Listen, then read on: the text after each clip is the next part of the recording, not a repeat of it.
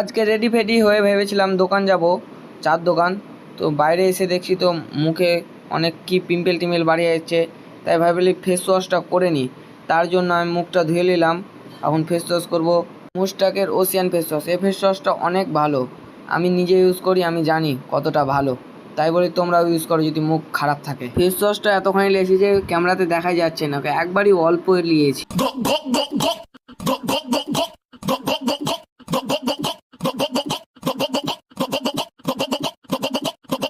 আমার face wash করা হয়ে গেল, এবার মুখটাকে ধুলাম, ধুয়েটে রেজাল্ট দেখো তোমাদের সামনে। রেজাল্ট আগে কেমন ছিল আর এখন কতটা ধলো ধলো লাগছে, তাই না?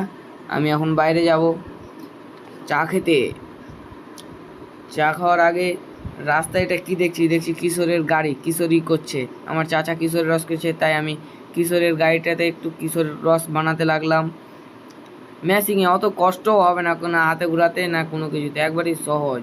শুধু ভরে দাও আর কিশোরের রস অটোমেটিক বাড়াবে। অনেকক্ষণ ধরে করতেই আছি, একটা তো হচ্ছে। একজন নিবে তাই করছি, চাচা এখন নাই চাচার ছোট ভাই আছে একটা, ওই করছে, সামলাচ্ছে সব। আর বুঝতে পারছো বাড়ির সামনে অতটা ভিড় থাকবে না, যদি একটু দোকানের দিকে যাই তাহলে ভিড় হবে। এঁটকে গেছে, তাই আমি কিশোর দিয়ে ফের কিশোরকে গুতাচ্ছি দিয়ে বের করলাম। ম্যাশিং এঁটকে গেছিলো, এবার হয়ে গেলো। এবার কিশোরের রস ঢালে দেবো কেটলিতে, দেখতে পাচ্ছ কেটলিতে এখন কিশোরের রস ঢালবো। কিশোরের রস ফার্স্ট ঢালা হয়ে গেলো, এবার আমি চার দোকান চলে যাব। আমি আর আমার এই বন্ধুটা দুজনে মিলে চার দোকান যাব। চার দোকান যাচ্ছি বিন্দাস, হাসতে খেলতে দুজনে মিলে আর কি করতে যাচ্ছি। এতটা গরম পড়েছে আমি এখনই ঘেমে গেছি।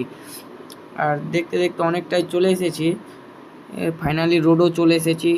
রোডে এসে দেখছি তো চার দোকান বন্ধ। এবার ভাবছি যে কোন ধরনের চার দোকানে চা খাওয়া যায়।